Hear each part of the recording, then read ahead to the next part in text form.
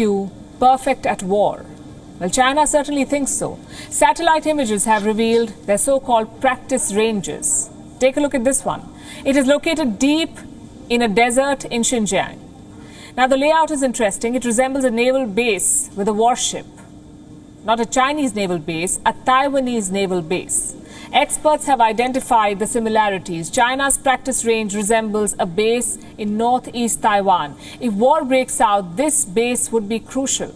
So what does China do? Practice missile strikes on replicas. Now, when I say replicas, they are pretty spot on.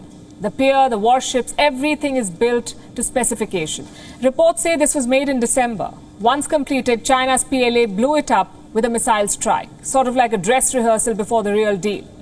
And it's not just Taiwan. Replicas have been spotted of US bases in Japan and Guam. So China is readying for a wider war. The question is, will they put their practice into motion? They certainly have the tools. China is known to have developed two hypersonic missiles. One is called the Carrier Killer. The other is called the Guam Killer. Well, you can imagine why. The second missile has a range of 5,000 kilometers. In other words, enough to hit the US military base in Guam. If this is not warmongering, what is?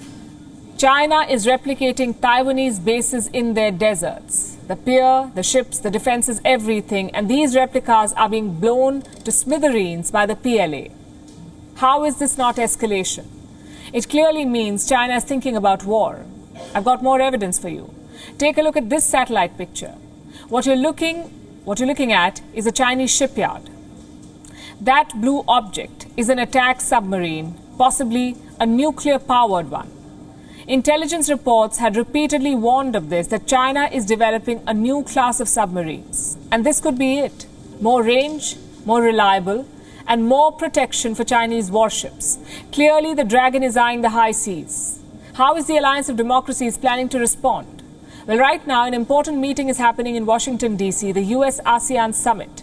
The ASEAN is a group of 10 nations in Southeast Asia. They're a big trading bloc. They're economic powerhouses, and most importantly, they have differences with China. So Joe Biden is looking to exploit those differences. The summit kicked off with a dinner at the White House. 8 ASEAN heads of state were in attendance. Myanmar was excluded because of the military coup, and the Philippines because the new president is yet to take charge. The big headline on Thursday was this: Biden announced a $150 million package for ASEAN. It's a good start, but as always, America is late. In November 2021, China too announced